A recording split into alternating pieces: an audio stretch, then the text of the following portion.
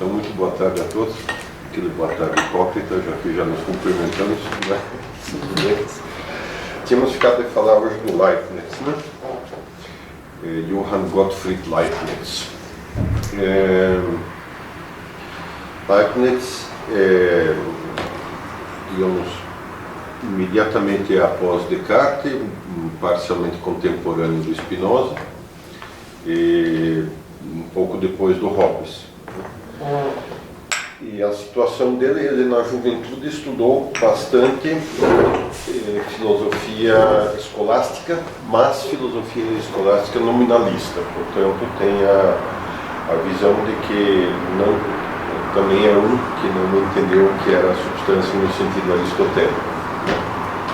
Entende substância num sentido bastante diferente, mas o ponto de partida dele efetivamente é substância.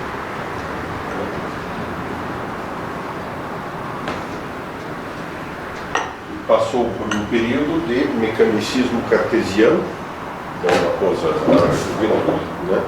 Mecanicismo cartesiano, isto é, mente e matéria são coisas distintas, res cogitans e res extensa, né? E herdou o problema cartesiano insolúvel de como é que as duas coisas se comunicam, né? Quer dizer, como é que o espírito influencia a matéria, como é que a ordem, a informação, as ideias, as entidades lógicas influenciam o mundo material ou alteram a estrutura do mundo material e, por sua vez, como é que o mundo material, né, se relaciona com a ordem espiritual. Ou seja, fica essa espécie de aporia do pensamento cartesiano tem insolúvel, né? O Spinoza, como já tínhamos visto, tentou solucioná-la pela via de que simplesmente são dois modos de manifestação de Deus, né?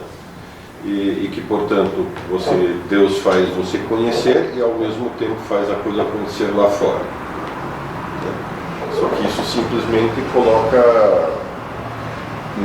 faz com que Deus viole o princípio da não contradição. Então Deus é espírito e matéria ao mesmo tempo, é ordem e a coisa ordenada, é beleza e a coisa bela, é bondade e a coisa boa e assim por diante, né? Então viola o princípio da não contradição. E além disso abre a porta para a absoluta falta de liberdade, né? Para o determinismo mais absoluto. Agora, então, diante disso, Leibniz, digamos, tem uma tendência a reagir, né? E para isso ele vai voltar ao conceito de substância, porque esse problema, na verdade, não existia para os clássicos, para Aristóteles e companhia limitada, né? Só que a solução que ele vai, como ele é influenciado pelo nominalismo, ele entende substância como ekcheitas. Ekcheitas é um conceito escotista, do Duns Scoto, né? Que é o equivalente da substância, mas individualizado. Como vocês lembram, ou não, os escotistas diziam que não existem categorias gerais, o que realmente existe é o indivíduo. Por quê? Porque o indivíduo é a criação do amor divino e o amor não sempre se dirige a indivíduos e não a generalidades, né? Não se ama o ser humano, mas se amam pessoas concretas. Então, a substância que o Leibniz retorna é essa substância enquanto aquilo que estrutura o indivíduo. Primeira aproximação. Tá? Essa substância individual, né, qual é o modelo para ela? Onde e como eu conheço a substância individual? Que experiência de substâncias individuais eu tenho? A primeira experiência, a mais próxima, a mais... Né? A própria experiência. e oferecida pelos sentidos? Não. Eu tenho uma mais imediata. A minha existência, a minha própria... Eu. Exatamente. Né? Então, o modelo, o padrão de uma substância é o eu. E o eu, que características apresenta? O eu é indivisível, certo? É uno. Você não consegue cortar a sua personalidade ao meio. Né? Você não consegue... além disso, o que você faz? Você se pensa a si mesmo. Então, uma característica importante da substância, entendida no sentido leibniziano, né, é o conceito individual concreto, como ele o chama. Né? E além do mais, essa substância essa substância eu é ativada, ela age pelo quê?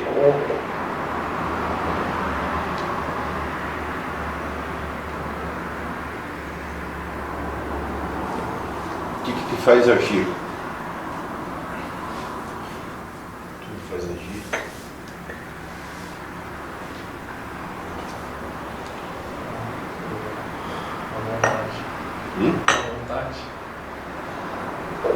A vontade?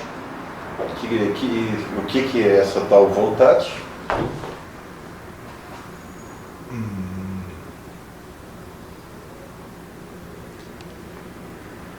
que sentido? Assim? Por que você acabou de tomar um cafezinho? Por que você dá um cascudo com ele, por exemplo? Por que você dá boa tarde para as pessoas? Vai, senhores, coragem. Pode chutar à vontade, tem só 3 aqui, 4.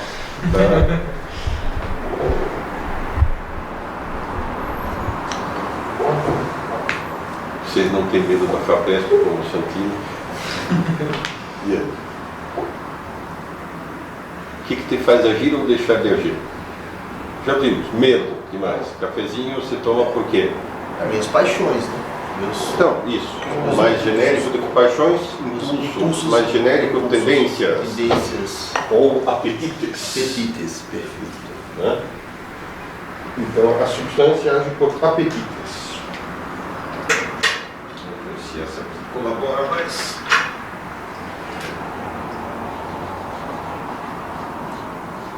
Muito bem. Até aqui ele está ele está funcionando como quem? Ponto de partida? Descartes. Descartes, exatamente. Ponto de partida, o eu e a experiência do eu.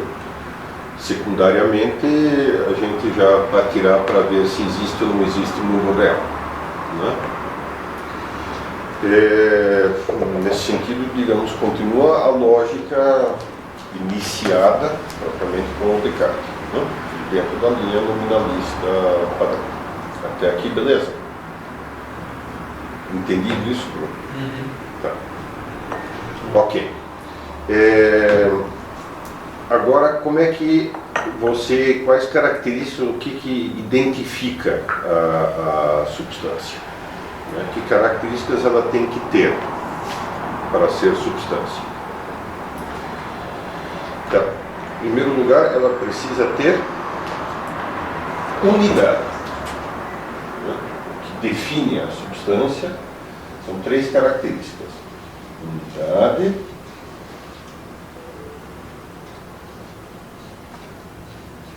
atividade e a harmonia pré-estabelecida.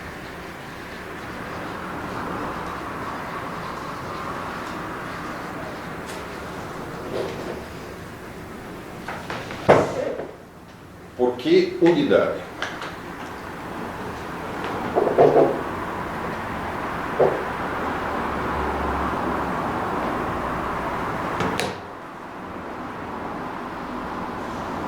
Que unidade? lá atrás. Não, por que unidade? 10 minutos. Se quiser, eu pedi para ele sumarizar. Um dia que deixa eu ver onde está passando. Não vai pegar você. Não dá para dividir. Tudo bem, tudo? Porque não dá, porque Tudo não bem? pode dar para dividir. Como é que é? Porque sem unidade Deixa de ser substância. deixa de ser substância, exatamente. Todas as coisas que não têm unidade não seriam substâncias, só seriam substâncias aquela coisa que é una, né? Na verdade, ele segue aqui um dos seus princípios principais aos princípios do pensamento da lógica clássica, né? Ele acrescenta alguns. Então, primeiro princípio, para ele é o princípio do bem, nós já veremos. Outro é o princípio da presença do predicado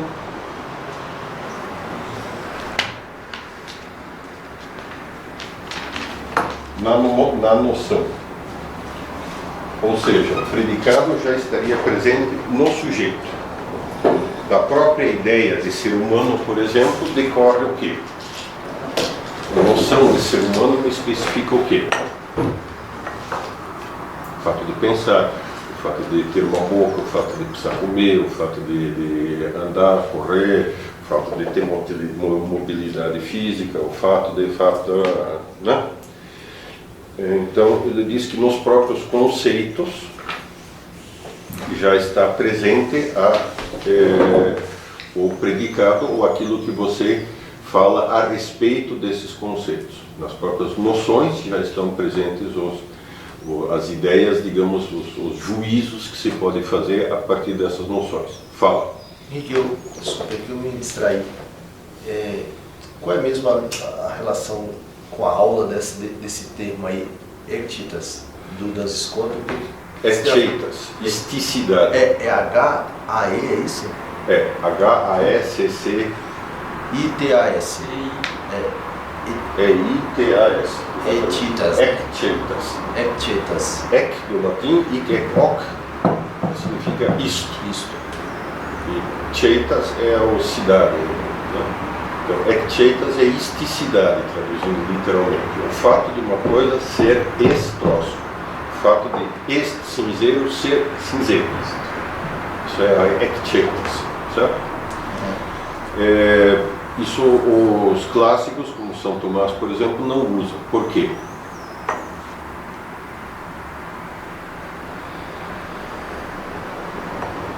Que? Não usam ectitas.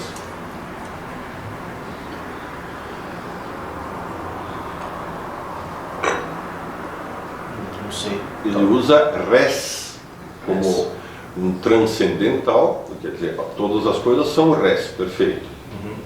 Né? Então, a primeira coisa que eu constato é que uma coisa existe, tem uma mesa aqui que permite atravessar, eu consigo ir até o hélio, por exemplo, então tem um troço aqui, a primeira coisa que eu constato é o ser. A segunda coisa eu constato que isso aqui é um troço, né? É um isto, é um algo, isso é res. E aí eu entendo o quê? Que esse troço é uma tal coisa, é uma mesa. A ordem. Então a ordem é ser, res, istut, né? Ou essência. Então a sequência é ser, coisicidade, essência. Essa é a ordem normal do conhecimento. Isso é como diria São Tomás. Né? Os nominalistas reduziram tudo para ectitas, né? Isso é um cinzeiro. E não é um cinzeiro qualquer, não pertence à categoria dos cinzeiros, mas é ele, o cinzeiro. O indivíduo é que é a realidade. Tá? Então, ser, coisa e essência, tudo condensado nessa ectitas, que já é uma fonte de confusão. Tudo bem? Beleza? Tá. Agora voltando, então, ecteica, substância é da coisa individual, o modelo que eu tenho de uma substância é eu, né? Eu conheço, tenho um conceito individual concreto de mim e, além disso, eu tenho apetites, tendências para a ação. Né? As 4 notas fazem a substância. Que características participam da substância? Unidade, primeira coisa. Aquilo que não é uno, ele não é substância. Pela própria definição. Substância é una, se é divisível, não é substância. Ok? Portanto, base no princípio da presença do predicado no substantivo. Depois a gente comenta esse princípio um pouco mais tarde, né? Então, isso implica o seguinte, de que coisas eu tenho experiência que são unas. Evidentemente, em primeiro lugar, eu. Que outras coisas? Você. Que outras coisas? Os outros homens. Que outras coisas?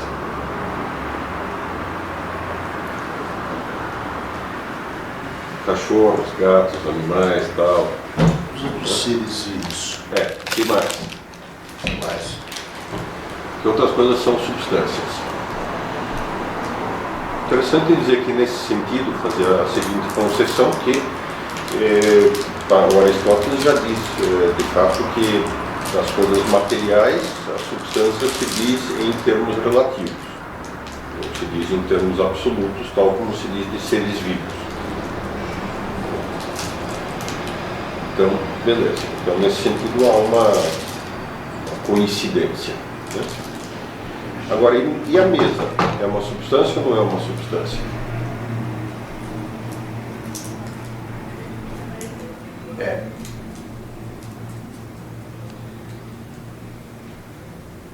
É substância ou não é substância? Tem unidade? Eu posso dividir aqui, ela continua sendo uma mesa. Exatamente. Posso dividir em 2. Se eu acertar um pouco as pernas, continua sendo o mesmo. Certo. Né? Portanto, a unidade não é uma característica essencial da mesa. Portanto, desta mesa. Portanto, Mas se eu continuar dividindo, uma hora vai deixar de ser mesa. uma hora, mas o fato é que mesa como tal já não é substância, está fora. Então o que sobrou de substância aqui? Madeira.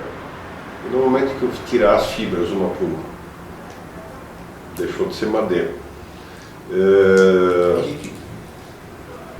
Seguindo esse seu raciocínio, dá para pensar que quanto mais complexo é o ser,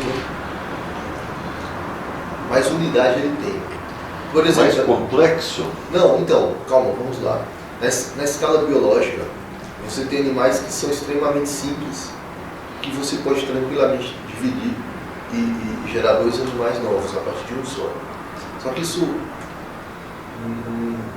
não continua acontecendo se você chega, por exemplo, a animais superiores. Você não vai repartir um cachorro ao meio e criar 2. Muito menos o homem. Mas uma ameba faz isso, né? Sim, sem maiores problemas. Então,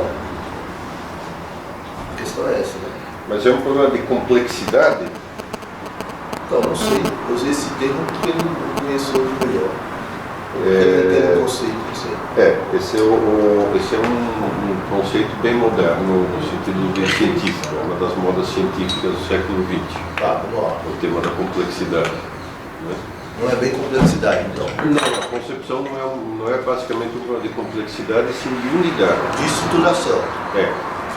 Por que o animal não funciona assim? Porque, quer dizer, eu posso dar duas coisas para resolver o seu problema, que é o seguinte. A unidade de um animal é muito maior, mas não pelo fato de ele ser complexo, e sim pelo fato de que conceptualmente todo o sistema é muito mais fundido. Então as coisas estão bem mais unidas. né? Uma árvore tem muito menos unidade, apesar de que uma árvore é mais complexa em alguns aspectos do que um animal. Pode ser quimicamente mais complexa. Uma sequoia velha, Com certeza. uma sequoia velha é extremamente difícil você dizer onde começa a árvore e onde começa o que não é mais árvore, né? Porque tem um volume enorme de madeira, por exemplo, que está morta, né? A árvore mesmo é uma casca em volta dessa madeira morta. Além do A parte mais, viva, né? hã? A parte viva. a parte viva. Além do mais, acontece que das raízes saíram outras árvores. Então, o que faz parte e o que não faz? Na Copa você tem todo um ecossistema praticamente. Isso é um dos grandes assuntos que o pessoal anda estudando ultimamente. Aliás, você também, tá cheio, você é um ecossistema, portanto, tem milhares de bactérias se divertindo dentro de você e assim por diante. Né? Então, quer dizer, não é um problema de complexidade, a unidade sua com as bactérias, como é que fica? Entende? Depende, a complexidade depende muito do ângulo pelo qual você olha, a unidade nem tanto. Não é de perfeição também. Né? Não é de perfeição, ao invés de complexidade. Tem a ver com perfeição no sentido mas digamos, mais a unidade é mais básica do que a perfeição. Né? Continuando a velha história dos transcendentais, ser, coisa, substância, essência, o que essa coisa é, unidade é una. Contei para vocês a história da cobra, não? Ou das cobras, não? Eu estava fazendo uma excursão perto de Curitiba, um morrinho que tem lá, chamado Anhangava. Aí na volta, descendo, você anda por uma estradinha assim, bem merreca, estrada de caroça, como dizem lá no Paraná, uma estrada de caroça, e aí tinha uma moita de capim na beira da estrada e saía um rabo de cobra de um lado e um rabo de cobra do outro. Aí parei, o que é esse troço? Então, primeira coisa, segundo, tem um troço aqui, né? Tem res, né? Terceiro, tem cara de cobra, isso aí, né? Então vamos ver. Então peguei um dos rabos e puxei, levantei assim, né? E cobra você segura assim, não tem problema, a não ser que ela tenha mais de 4 metros, né? Que ela não tenha cara, porque ela só consegue levantar 1/3 dela. Mesmo que seja venenosa, se você segurar assim, não acontece nada. Não faço isso. Hã? Não faço isso, as pessoas de casa. Só o timorato. Pensei que paraibano fosse barato. Afia peixeira, assim, então, né? Cobra, pode vir. Só puxou, vamos pegar o teu ramo. Muito bom. Então, levantei e aí constatei o quê? Que não era uma cobra, e sim duas. Uma estava engolindo a outra. Então, transcendental, unidade. Né? Aí vem a parte de juízos sobre aquele assunto.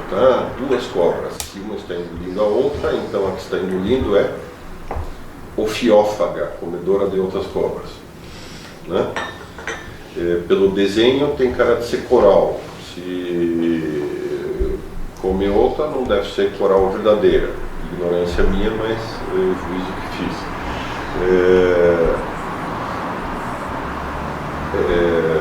Juízo seguinte, então isso é verdade, né? Pois o seguinte, cara, que espetacular esse troço, nunca tinha visto um negócio desses antes, né? Admirável, transcendental beleza, e por último transcendental bondade. Vou levar para casa, mostrar para a molecada lá, e depois ver se eu mando para o Butantan, que pode ser útil para eles. Então, bondade. Perfeição está vinculada à bondade.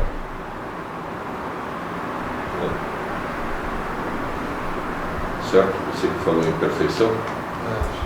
Perfeição implica, primeiro, esse negócio é tal coisa, representa bem essa ideia, a essência que ele tem dentro, né? A diferença entre uma cobra com toda mirradinha, meio deformada, com duas cabeças, por exemplo, né? O que aconteceu? Ela tem um genoma diferente das outras cobras? Não, ela tem algum erro na maneira em que se expressa o genoma. Tudo bem? Ela saiu mirrada, então ela é menos verdadeira. Ela não exprime bem aquilo que ela é. Essa é a verdade, enquanto característica das coisas. Né? Beleza, ela é feia comparada com o padrão. Ao passo que uma coisa que exprime bem a sua perfeição, exprime aquilo que é bonito. Você de alguma forma forma a ideia do perfeito a partir das coisas imperfeitas que você vê. Você olha para essa árvore aí e diz, essa aí sim. Bondade está relacionada com se uma coisa é perfeita, então ela é logicamente, exprime bem, ela é bem verdadeira, ela também é perfeita no sentido de bondade. Deu para entender isso ou não? Deu. Então, isso é no clássico, né? No nominalista, craque, juntou os três primeiros na ectieitas, né? E aí o resto vai entrar no rolo. Então, a unidade está relacionada ao quê? Então, tínhamos falado que a unidade, as coisas não têm unidade, correto? As coisas materiais, as coisas extensas. Portanto, com isso, o Leibniz acha que vai conseguir resolver o problema do Descartes. Como é que fica a união entre uma coisa espiritual e uma coisa extensa? Entre uma mente e um corpo. Tá?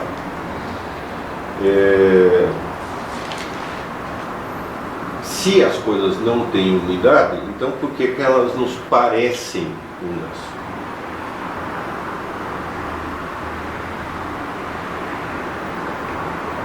E aí ele usa o exemplo do arco-íris. Né? O que é um arco-íris?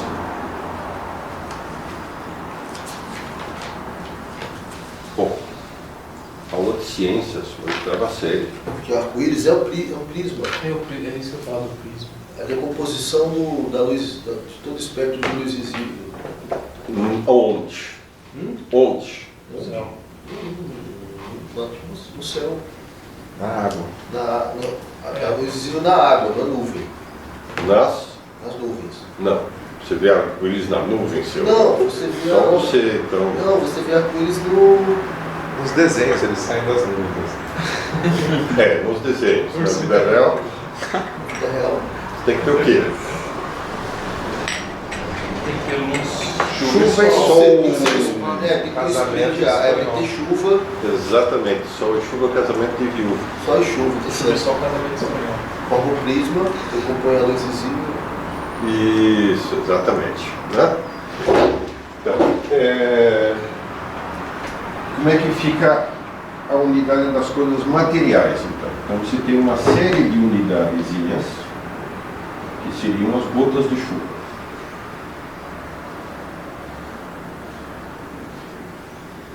Certo?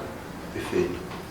E algo, né, no caso, a luz, que se manifesta através dessas outras unidadezinhas. Então se tem uma unidade geral, que não é a da luz, né, que não é a do arco-íris, e as unidades, que são as gotas, que permitem a formação do arco-íris. Certo? A luz, sim, é que seria o equivalente da substância. Então as substâncias são a base da realidade que você percebe. Agora, unidade só as substâncias têm. As coisas materiais não são substâncias, são apenas fenômenos, mas, como no caso do arco-íris, uma substância se manifesta através dessas coisas. Até aqui, beleza? Através do... Deu para entender o símile? A imagem? Sim. Ok. Segunda característica.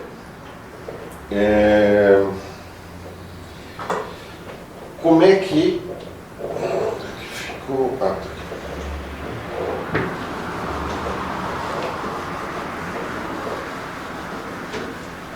Como é que fica a atividade? Um dos problemas do Descartes se você tem res cogitans e res extensa e não há a res cogitans não atua na res extensa, né? A mente, como é que ela pode atuar o corpo para o corpo agir? Da simples extensão das coisas não decorre movimento. O Descartes tem que fazer aquela ginástica da glândula pineal. Você tem que pressupor diversos graus de condensação mas isso no fundo é a velha solução budista, hinduísta, etc., que é diversos graus de ser, que vão do mais espiritual até o mais material, né?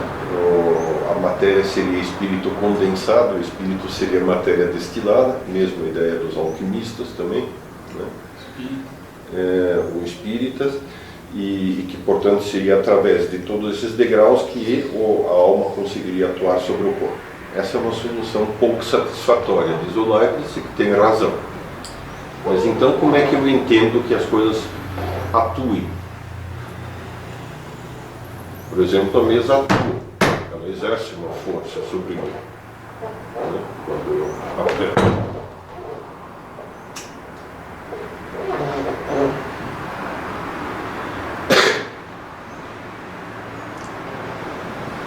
Mas como se explica que as coisas atuam?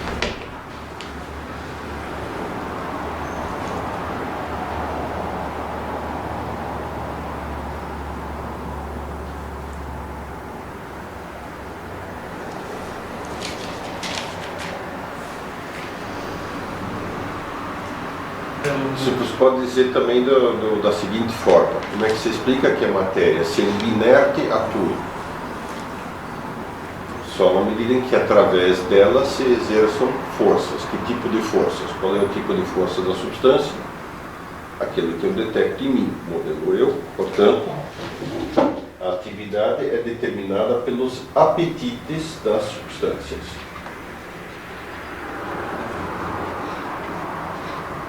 Mas o apetite vem de onde? O apetite tem que vir de onde? Da substância. Da minha Daqui a pouco já entenderemos. Para já entenda a substância como eu. Eu movo o mundo. As pessoas movem o mundo. Os vários eus que existem movem o mundo. Até aqui, beleza?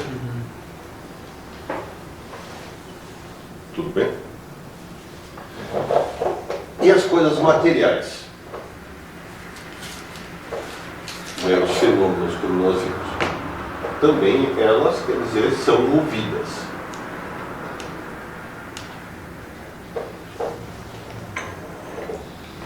Beleza até aqui? Tá. E agora ele chega à doutrina da harmonia pré-estabelecida, que é, digamos assim, a oposição por duas, que é a oposição em função do problema cartesiano, né? Você tem a solução cartesiana da influência. Você tem a solução spinosiana do ocasionalismo. E você tem a solução leibniziana da harmonia pré-estabelecida. Então, ele usa a seguinte imagem. Você tem uma viga, né, de madeira, e nessa viga pendurados dois pêndulos.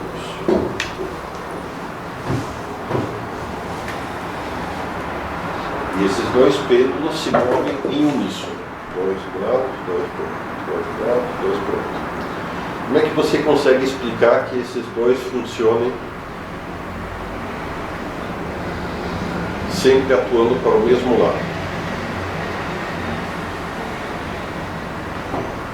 Os pêndulos são, no caso, alma e corpo, eu e corpo, substância e fenômenos. O que garante a unidade entre... O que é que faz com que o movimento dos dois pêndulos seja uníssono? Certo, existe uma potência que garante essa unidade. Que potência?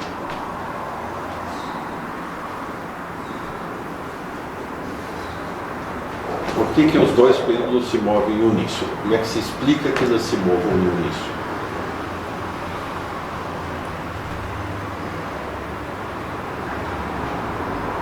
E mantenham sempre a mesma distância um do outro.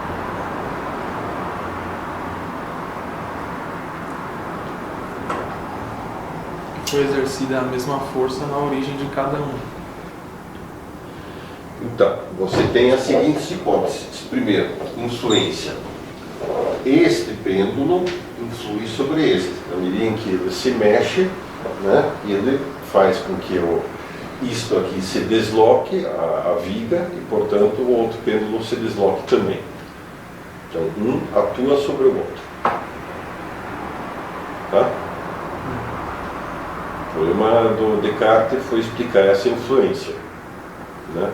De todos os degraus intermediários, a glândula pineal e o escambau, né? E a solução não é satisfatória. Portanto, teoria da influência não basta. Ocasionalismo, teoria do Spinoza.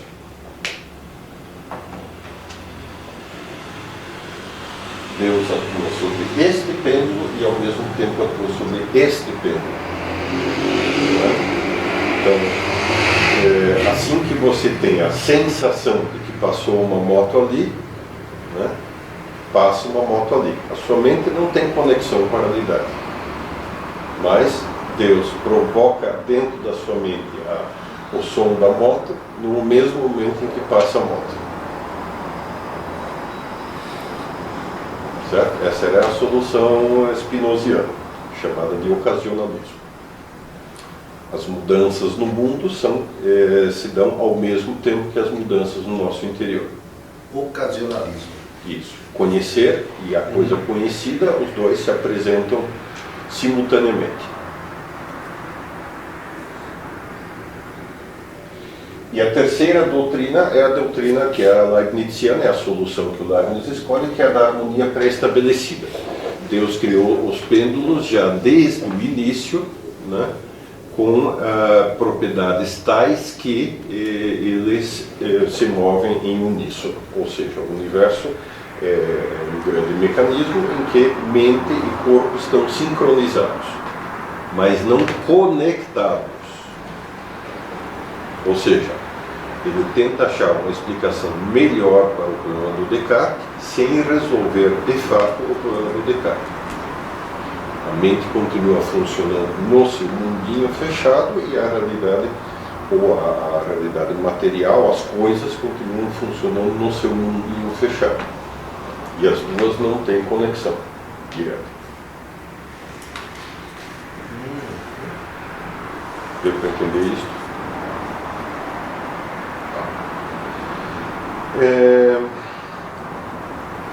Muito bem.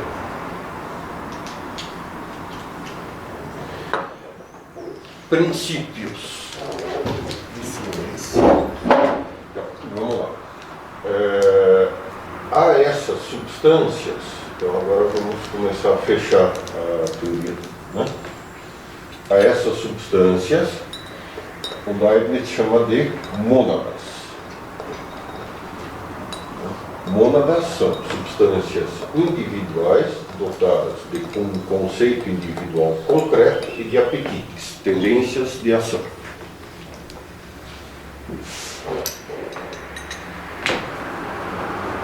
Como essas mônadas se organizam no mundo?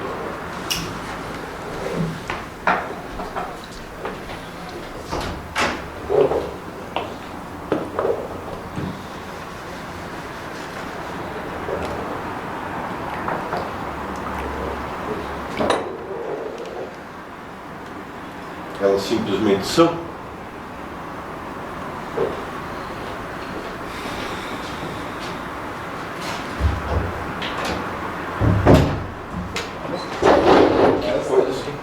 Elas também precisam estar pré-harmonizadas entre si, né? Sem dúvida, mas elas estão pré-harmonizadas entre si. Isso. Agora, todas são iguais, ou seja, só existem então pessoas, já que a base, o ponto de partida do conceito de mônada é o eu, só existem pessoas. Isso é contrário à experiência.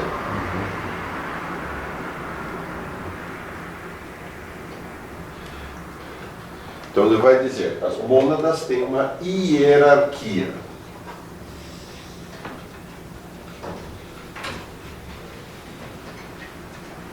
As primeiras e principais são as mônadas inteligentes, ou de pura inteligência. Os eus.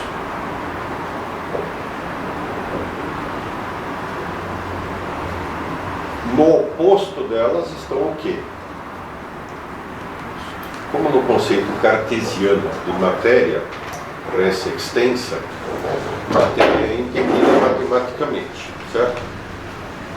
O Descartes olha como um material como, sei lá, três eixos, né? Geralmente na colegial você reduz a 2. Sobre esses eixos você tem alguns pontos lá que você determina e qualquer coisa pode ser formada por esses pontos.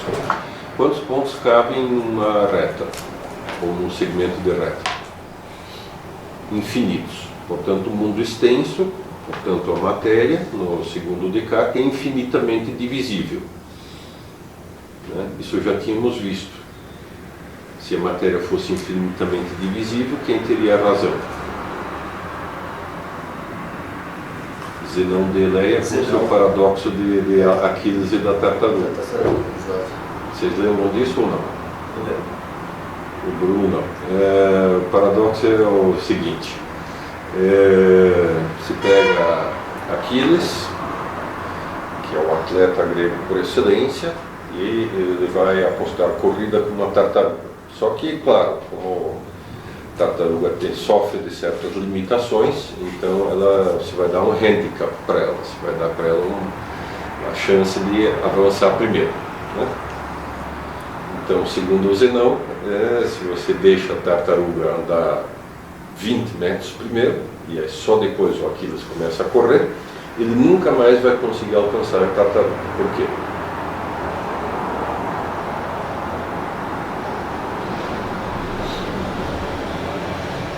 Porque quando ele chega na metade da distância entre ele e a tartaruga, o que acontece? A tartaruga já andou um pouco mais, certo? Quando ele chega na metade dessa metade, a tartaruga já andou um pouco mais, né? E cada vez que ele ia chegar na metade, a tartaruga já terá andado um pouco mais. E cada vez que ele, portanto... Peraí. Então, o Zenão usava isso para provar que o mundo é aquilo que você vê é por aparência, por ilusão. Né? No fundo, o Descartes e o Leibniz, nesse caso, também estão convencidos de que a realidade, mesmo material, é algo meramente, é uma abstração lógica, não é algo real. Né? Não é algo finitamente divisível, mas algo infinitamente divisível. Ora, o infinito não é algo real na nossa experiência. Na nossa experiência. Tá? Muito bom. Então, supondo que o mundo fosse totalmente divisível, então o que você teria formando o mundo material? Infinitésimos. Infinitésimos, que ao contrário dos átomos, infinitésimos de matéria, que ao contrário dos átomos, não tem extensão espacial, nem não precisam.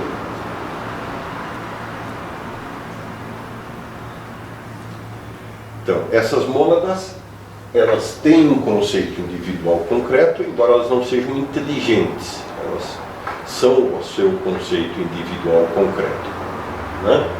E elas têm tendências de movimento internas a elas. Quando conhecermos a velocidade e a direção de todas as partículas que compõem o universo, a posição e a velocidade de todas as partículas que compõem o universo, seremos capazes de prever o futuro. Essa visão está por trás disso. Todas as partículas têm uma posição, uma determinada definição e têm uma determinada tendência para uma certa velocidade, uma tendência de movimento. Prever é poder. Prever é poder. Isso. Agora, esses infinitésimos, que são infinitésimos racionais, podem perfazer o mundo como?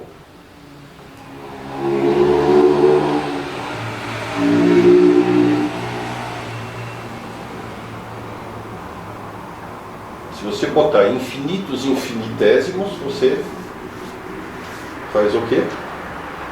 Cálculo infinitesimal. Você obtém figuras concretas.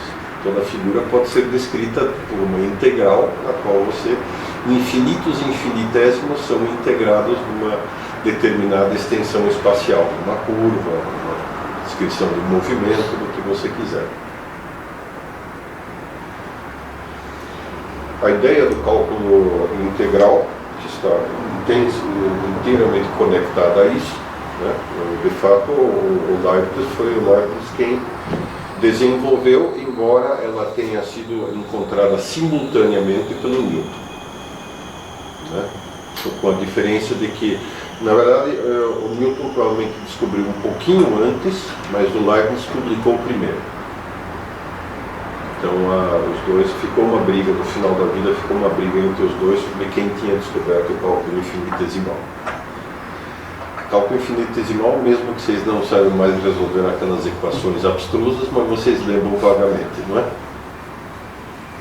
Do colegial, ou não? Nada? Acho que não ensina mais isso no colegial. Não? Que horror! Que primitivismo! Basicamente, a ideia do cálculo infinitesimal é isso. Você tem entidades adimensionais, né? Aí, no fundo, quer dizer, como é que com pontos adimensionais eu monto uma reta? Pronto.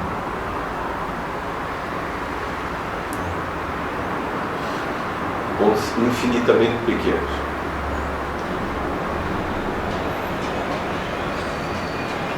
Boa pergunta. A resposta é ponha infinitos pontos infinitamente pequenos e você obterá uma reta do tamanho que você quiser, certo? É um pouquinho mágica a solução, mas é uma solução que de fato funciona para descrever uma série de fenômenos naturais, né? O importante é o seguinte: ao menos aparentemente, o Leibniz resolve a dicotomia mente-corpo, mente adimensional e corpo dimensional, por esses dois tipos de mônadas, correto? Depois vocês têm, na derivação das mônadas inteligentes, o quê? As mônadas que são as chamadas estruturas ou formas. Agora sim aparece a mesa. Há uma mônada por trás da mesa, mas é uma mônada passiva e não uma mônada ativa, como a minha inteligência ou a inteligência do marceneiro que fez a mesa. Tudo bem? Nesse sentido está correto. E, por sua vez, juntando esta com esta, você vai ter as mônadas, que são coisas materiais, coisas. Então, aqui é matéria pura formada por infinitésimos. Aqui é forma. Aqui é corpo e da união acima desta com esta, você tem aquilo que ele chama o animal. Isto é, o animal, o ser humano tal. o ser total. Ou seja, há uma hierarquia de mônadas, de entidades adimensionais que compõem o universo. E por trás delas sempre estão as mônadas inteligentes. Então, haveria a supermônada inteligente, que é quem? Deus. Deus. Depois, as mônadas inteligentes subordinadas, em quantas categorias que você quiser. Todos os anjos e todos os homens, individualmente. Depois,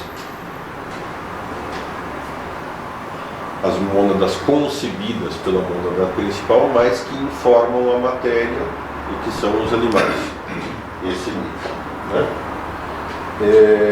Depois, para que o animal possa estar, ele precisa antes ser uma coisa, precisa ter um corpo, né? Então você tem uma série de mônadas agora materiais formando aquele corpo, e assim por aí. Então você tem toda uma estrutura, uma hierarquia racional do universo.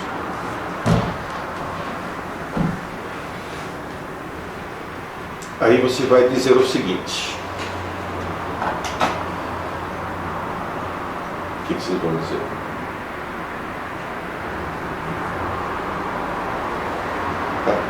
Diga alguma coisa. Na forma não tem inteligência? Uma forma, não. Mas... na forma...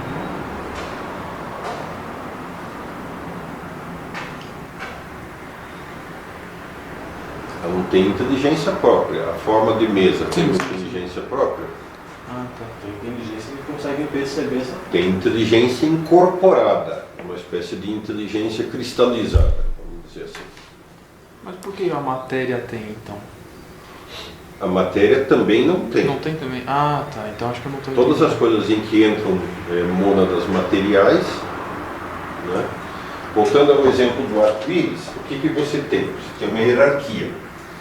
Você tem a mônada central, M maiúsculo, Deus, exprimindo-se por uma série de mônadas intermediárias,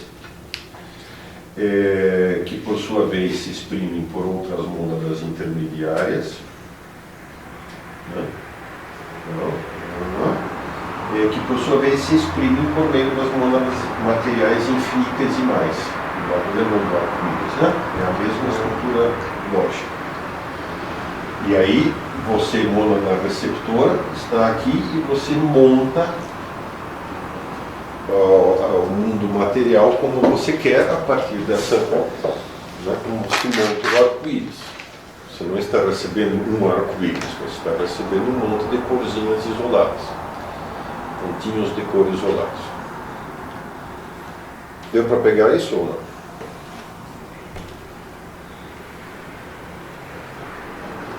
Tá.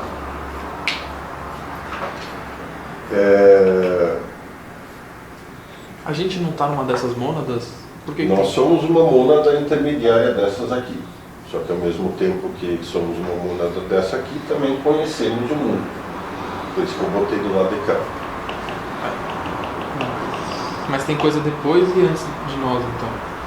Sem dúvida. E a gente olha para os dois lados, não só numa direção.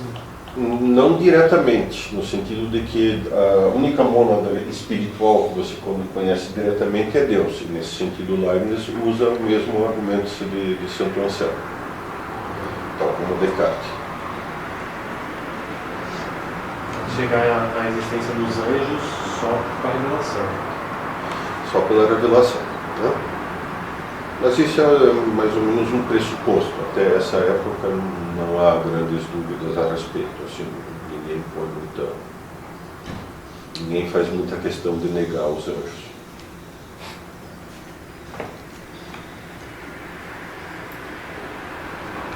E aí, mas o que vocês dizem disso?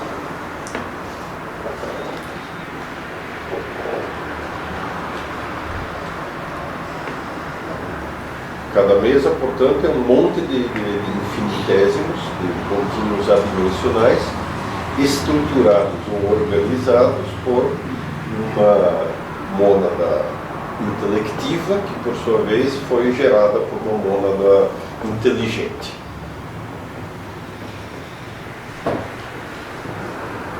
pergunta é por que a primeira mônada precisou gerar tudo isso. Por que a primeira mônada precisou gerar tudo isso? Apetite. É interessante. Isso ele vai chamar princípio da razão suficiente. Lembre-se, por que ela precisou gerar? Ela precisa agir. Ela tem apetites e age. Ela quer agir. É intrínseco à substância. Portanto, é intrínseco à substância de Deus gerar. Né? Só que como ele gera? Aí ele vai dizer, pelo princípio da razão suficiente.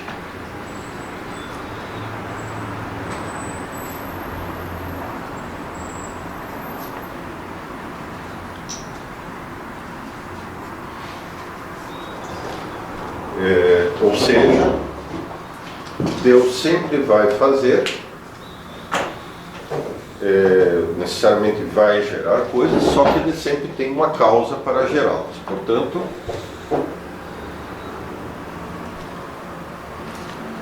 que causa ele tem? Para criar as criaturas? Para criar as coisas? Isso. Amor? Não. Não, aí não vai falar de amor. Até aí. Materialismo tudo aí, sem falar de amor. Mas não é materialista nesse sentido. Na verdade, ele é quase espiritualista. É um idealista, mas é um idealista vola letra, assim. O que ele faz é sim reduzir a matéria a pensamento. Verdade, a matéria, a matéria é pura infinitésima. Né? Ele gostava da teoria das cordas, né? Provavelmente A sim. teoria das cordas é isso, as cordas são inteléquias, não tem a dimensão, não tem massa, não tem nada. Nesse sentido, o Leibniz influenciou profundamente, não só a matemática, mas a filosofia do tipo analítico-científico, assim, matemático-científico. Mas por que cria? Por que Deus cria? Por que Deus cria? Então, pelo princípio da razão suficiente. Que seja? O que significa o seguinte: Deus sempre tem uma razão para criar as coisas do jeito que elas são. Muito autológico. E não para criá-las de uma forma diferente. Esse princípio é o que está na base do princípio da presença do predicado na moção. Deus cria ideias. E nessas ideias estão presentes todo o passado e todo o presente do que aquele ser vai passar no futuro. Certo? Portanto, se você é do jeito que você é, Deus criou você, queria, exato, porque havia uma boa razão para Deus fazer do jeito que você é. Nós podemos não enxergar, mas havia uma boa razão. Princípio de presença no predicado na noção. Aí o sentido das coisas então só dá pra ter no final mesmo, então, pra gente. O significado total, claro, por causa da limitação, né? Nós não somos a monadona. Isso, por sua vez, pressupõe o chamado princípio do bem, que é como se fosse a base da filosofia do Descartes. Do Leibniz. O princípio do bem é que Deus sempre cria o melhor. Cria o melhor por meio de uma razão suficiente. Né? O melhor possível. Em decorrência, né? Se você tem este mundo, né? E você também pode pensar num mundo em que as coisas seriam diferentes, correto? Né? Agora, esse mundo, qual dos dois é melhor? Esse. Aquele em que é o segundo ou este? Esse. Por que este? O princípio do bem.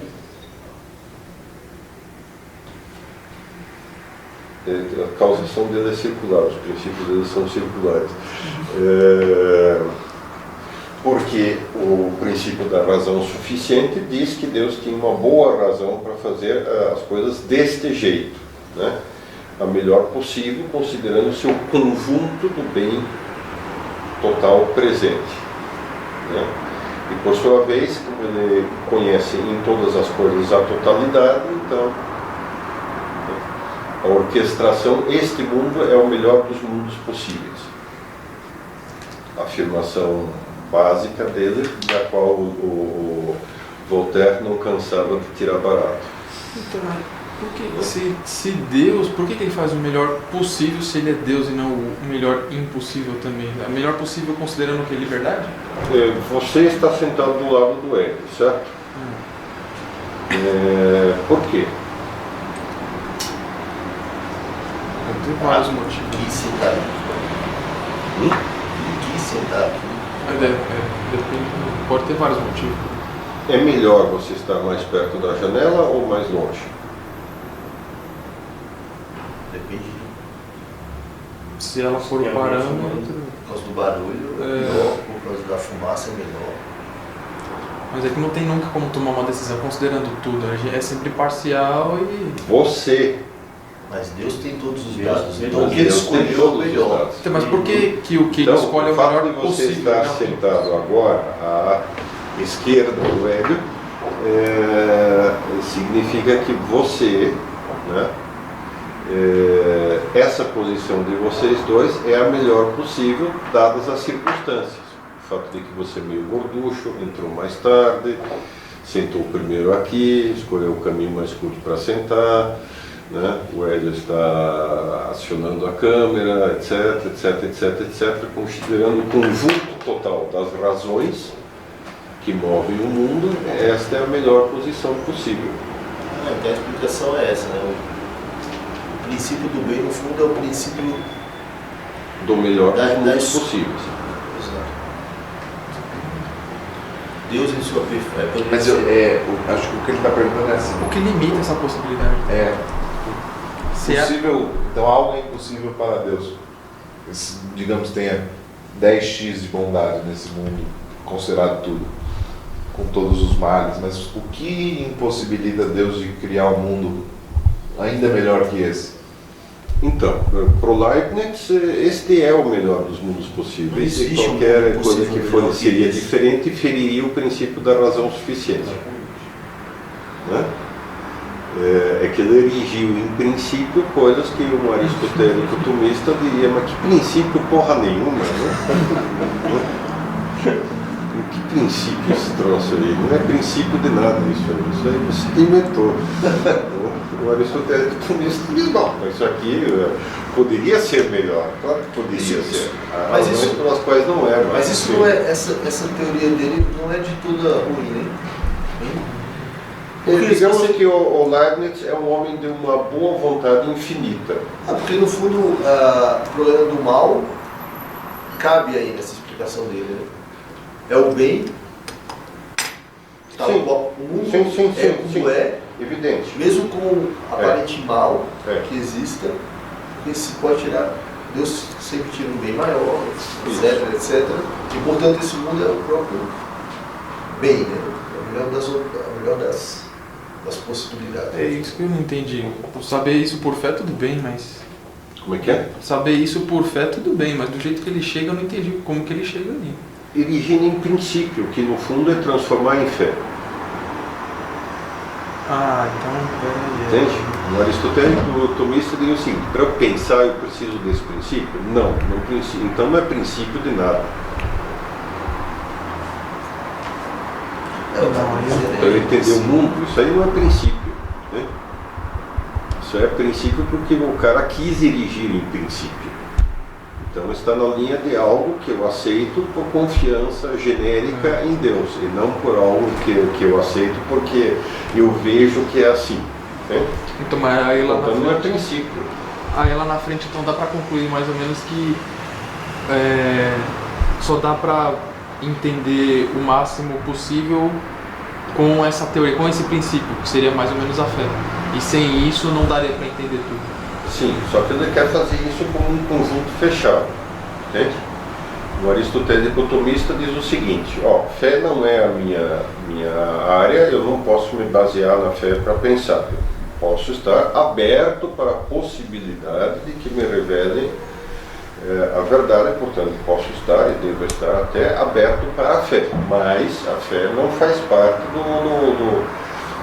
âmbito em que eu exerço legitimamente a razão apoiada nos sentidos. Entende? Isso é o que o aristotélico tomista diz. Mas sempre uma centelha da fé e um monte de coisinha vai ter que ter.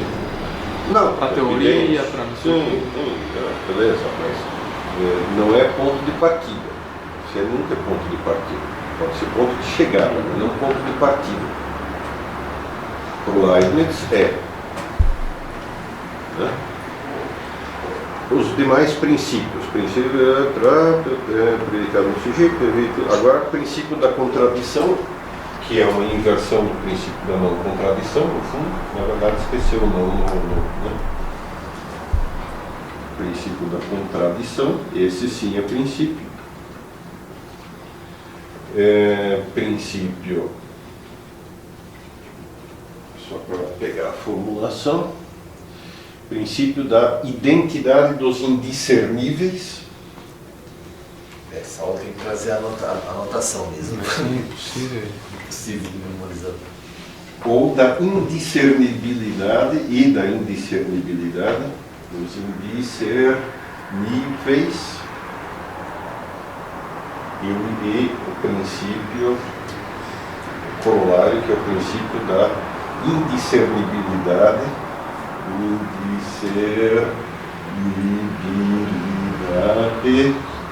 dos idênticos.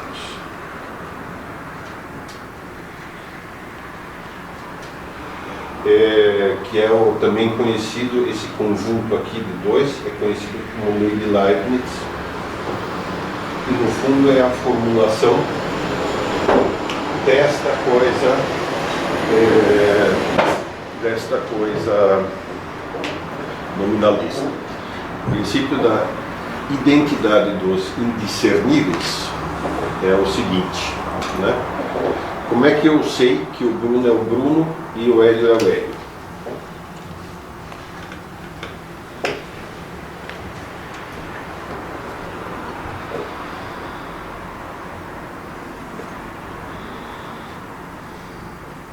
Bom, cada um tem suas características, enfim. Você tem uma... Então,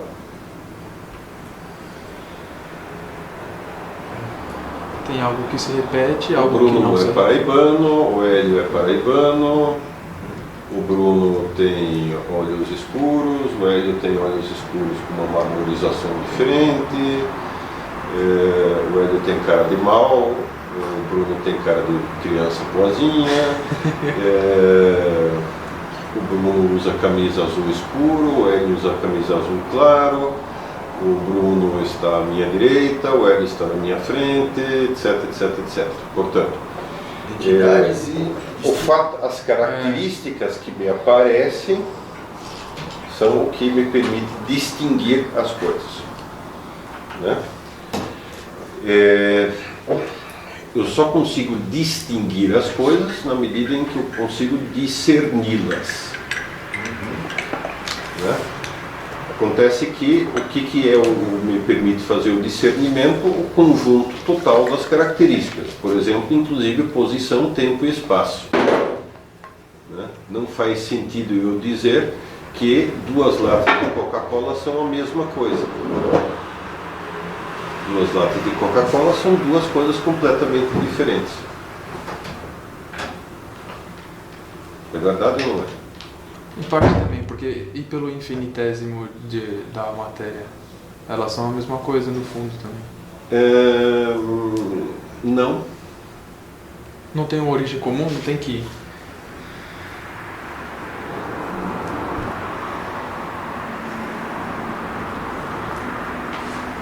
Veja, se ele se manifesta de maneira diferente, Se é manifestou diferente. tudo bem. Então,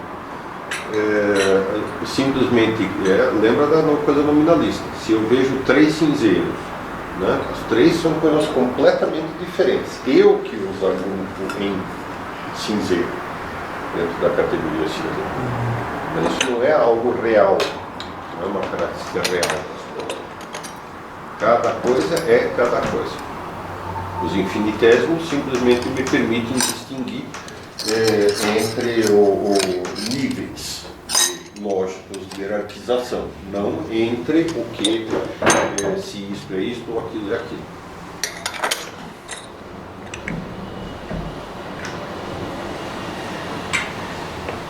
Com isso, o que você fez?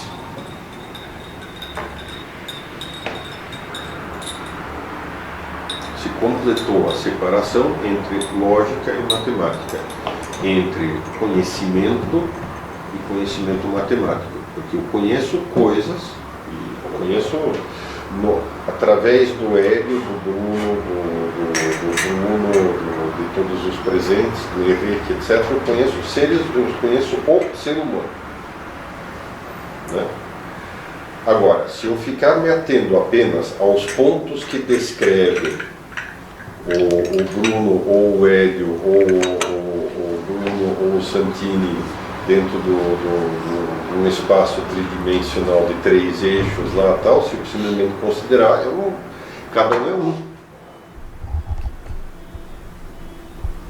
E eu já não sei mais o que está por trás dessas coisas.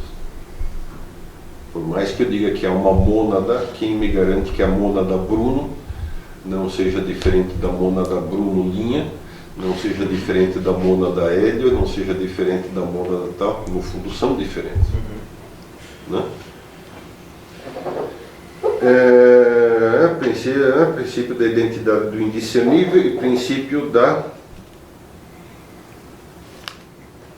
continuidade.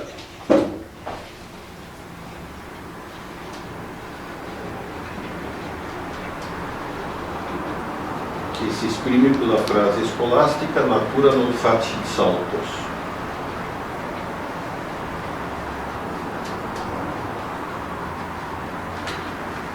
A natureza não dá saltos, isto é, né? Tudo na natureza está organizado por variações imperceptíveis, microscópicas variações, mas que formam um contínuo. Há uma continuidade de todas as coisas com todas as coisas.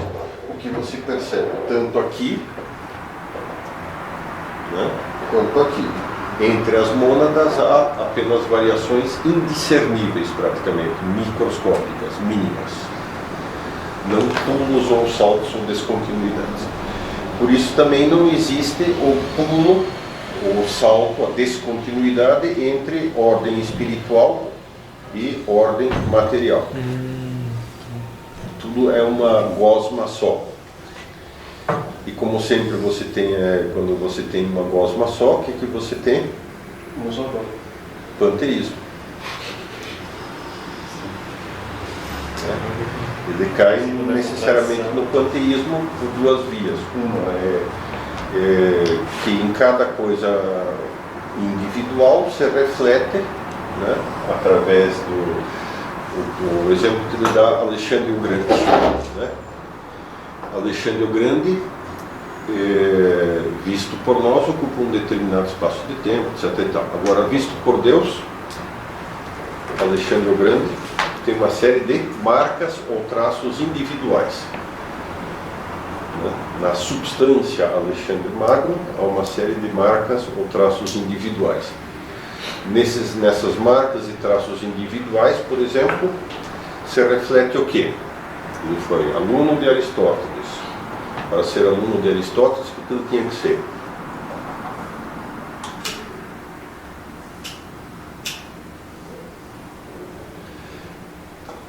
Chinês? Não. Se ele fosse chinês, provavelmente não seria aluno de Aristóteles. Então, para ser aluno de Aristóteles, tinha que ser o quê? Grego. Além do mais, se ele fosse grego e nascido como escravo ou nascido como tal, tinha que ser cidadão, exatamente. Né? Para ser aluno, além do mais, Tinha que viver numa época própria do Aristóteles. Ao ser grego, falava grego, portanto, era repositório do quê? Uma série de características da história cultural dos gregos, né? Mas era filho de Filipe da Macedônia, sendo filho de rei, que era um rei, sendo filho de rei era príncipe, portanto, com uma educação para fazer a guerra. Portanto, então, Macedônia, na época dele, já estava conquistando o resto da Grécia. Portanto, ele já tinha em si, trazia em si todas as marcas do quê? Do estratega, do comandante e do general que planeja batalhas. Né? Isso foi o que fez dele o conquistador do mundo conhecido até então. Então, as marcas e traços inerentes à substância, né, trazem em si uma espécie de resumo de toda a história passada e uma projeção de toda a história futura, não só do indivíduo, mas da coletividade, né? De tal forma que todo indivíduo, cada mônada individual, reflete de certa forma a estrutura total do universo. Não é verdade? É verdade. Esse ponto é verdade matizadamente.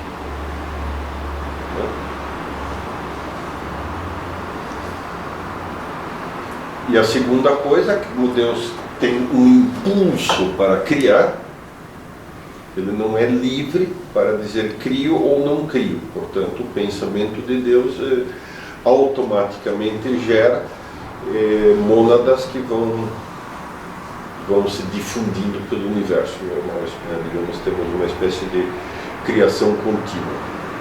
Nisso estão contidos todo o evolucionismo posterior, né, todo o historicismo, um monte de doutrinas científicas modernas.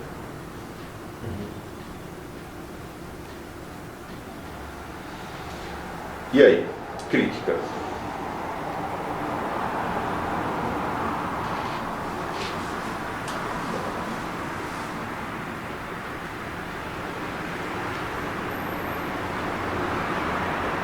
O princípio da contradição é o quê? Que é o contrário da não. É o princípio da não contradição.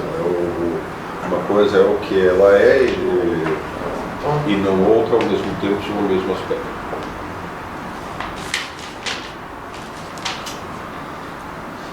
Ali o princípio da contradição é isso? Críticas, vamos lá, críticas, né? Ele chama de princípio da contradição, como aliás muita gente chama hoje em dia por causa dele. Mas classicamente é conhecido pelo princípio da não contradição. É o mesmo da lógica da história. É o mesmo. Esse é o mesmo. Crítica, vamos lá.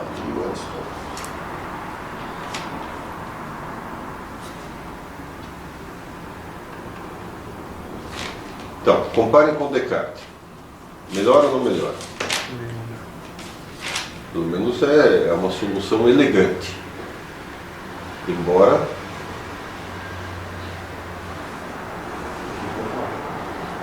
por que equivocar? Vai gerar historicismo, vai voltar ao panteísmo também, comunicar. Mas não pelas consequências. Vamos pela...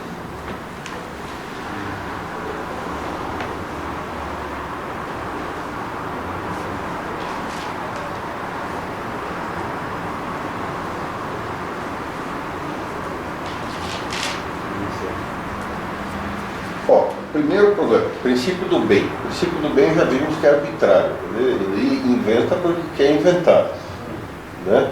Tudo bem, ele é um luterano piedoso de início e além disso ele conheceu, ficou muito amigo de alguns católicos, em concreto foi um dos seus primeiros benfeitores, né?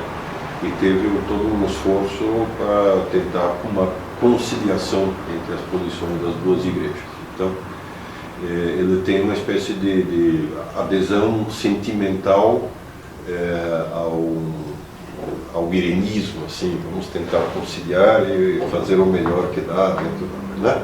Mas claro, ele está projetando isso que é uma atitude dele nobre, muito nobre, mas ele está projetando isso para a lógica, coisa que não é conveniente fazer. Né? Princípio da razão suficiente. Deus não cria pela razão suficiente. Também isso é uma afirmação arbitrária. Por que cargas d'água Deus criaria por razão? Aliás, o fato de haver de algo ser razoável, já vimos isso, não significa que existe. Está cheio de coisas que seriam razoáveis e que não existem. Basta você conhecer um pouco de paleontologia que você vê que tem tantas coisas que podiam ter existido, tinha tantas formas que prometiam e que não deram em nada. Tinha tantas civilizações, tantos começos históricos, tantas tentativas, tantas coisas que eram, maravilhas de razão e deram em águas de bacalhau.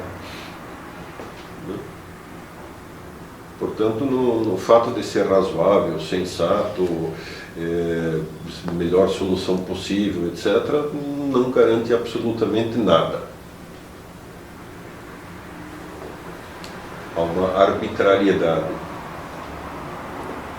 que é a expressão da liberdade. Né? A arbitrariedade ou porque a gente não entende e a gente julga como arbitrariedade? Não, arbitrariedade no sentido de que, tudo bem, a gente não enxerga o conjunto das coisas, mas não é por ser razoável que Deus cria. Sim, sim. Né? É porque ama, que é uma outra via diferente. Né? Princípio da não contradição, tudo bem? A princípio da presença do predicado na noção. Esse princípio é que é o grande calcanhar de Aquiles dele. Os outros dois são wishful thinking, são desejo. Né? Seria tão bom se o mundo fosse melhor do que ele é. Né? O princípio da presença do predicado na noção faz com que o seguinte, quer dizer, então você já, na verdade, matou tudo de novo. Então, a verdade é aquilo que eu conheço. Né? Verdade é homem. Homem enquanto algo, uma ideia que se abre, que se faz na minha cabeça e a partir dela eu puxo todas as conexões. Né? Com isso você, crack, arrasou qualquer contato com a realidade e arrasou com a realidade como fonte de verdade. Né? Por exemplo, da noção de Bruno, né, decorre, por exemplo, que ele não pode usar água oxigenada no cabelo e chegar aí como um loiro surfista. Não. Então, quer dizer, agora, se ele aparece efetivamente, né, com o cabelo oxigenado e ainda com uma cerazinha sempre, né, puxado para trás, né, ou usando uma tiara, então para isso não vale muito a pena. Então eu tenho que concluir o quê? Que isso já estava presente na noção Bruno inicialmente. Mas impotência. Todos os predicados possíveis já estavam presentes na noção. Ferra com a liberdade, né? Ferra com liberdade e fecha a verdade, quer dizer, eu não tenho mais fonte de verdade. Verdade é o que eu penso. A verdade é uma propriedade das noções mentais que eu tenho. Então a minha teoria pode ser verdadeira, mesmo que a realidade não condiga com ela. Matou, exatamente. Acabou. A partir daí Não é a realidade, não. acabei com qualquer pedra de toque para as minhas teorias, entende? Elas só têm que ser intrinsecamente coerentes. Não basta o lógico estar correto. Exatamente. Portanto, quer dizer, também esse é terrível. O princípio da identidade dos indiscerníveis mete todas as características físicas, e as chamadas as características acidentais, dentro do próprio sujeito. Se eu consigo distinguir, então são duas coisas diferentes. Se eu não consigo distinguir, então é a mesma coisa. E o princípio da continuidade, se o princípio da razão suficiente está errado, o princípio da continuidade também está errado. Há saltos na natureza. Primeiro, obviamente, logo da primeira para a segunda mônada, né? Exatamente.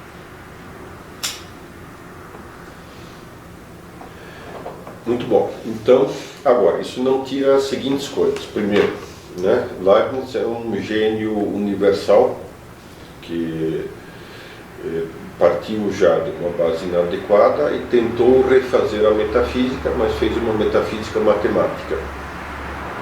Portanto, não metafísica estritamente. Não conseguiu se livrar da fusão entre metafísica e teoria do conhecimento, né?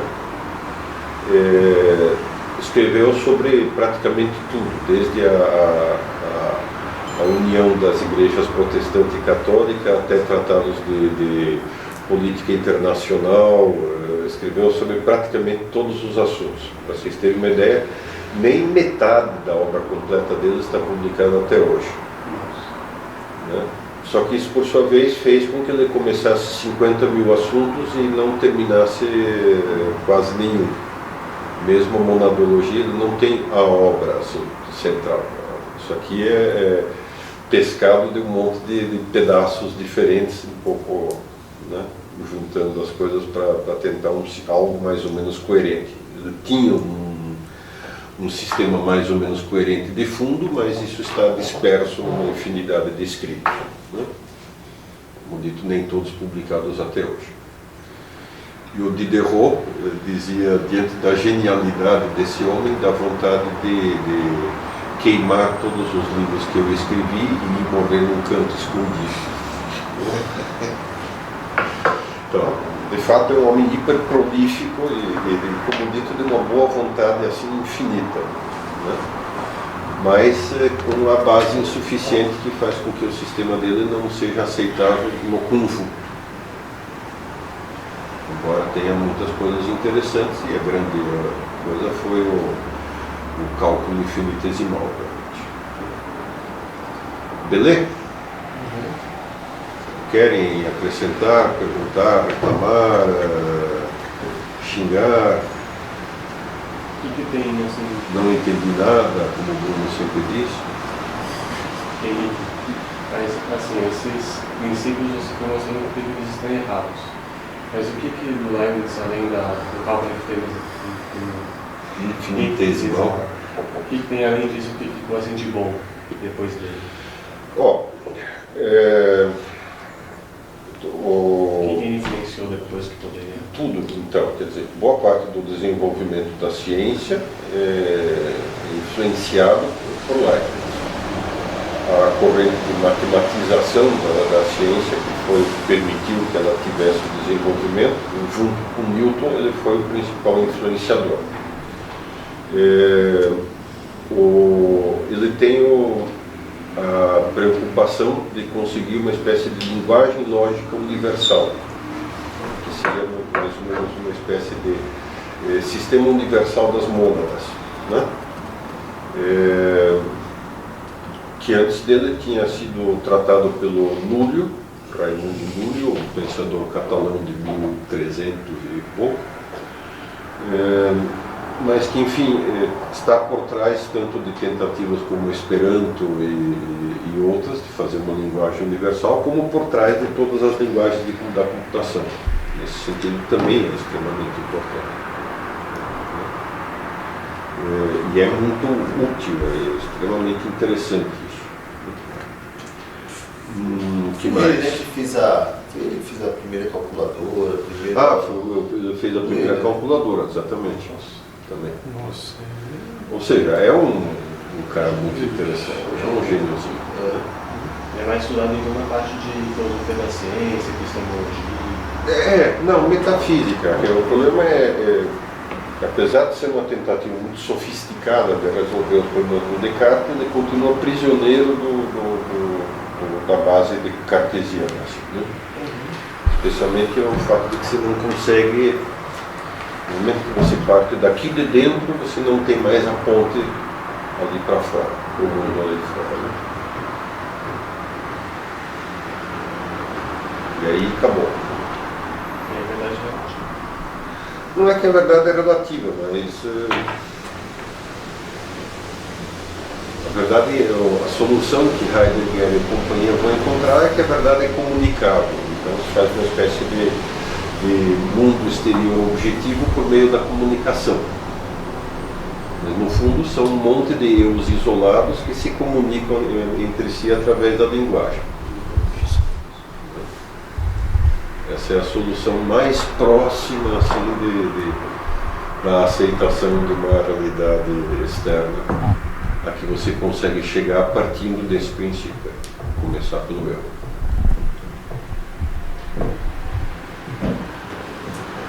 Beleza? Então, senhores, muito obrigado. Muito boa noite. Durmam bem, tenham um bom sonho, bom fim de semana, etc.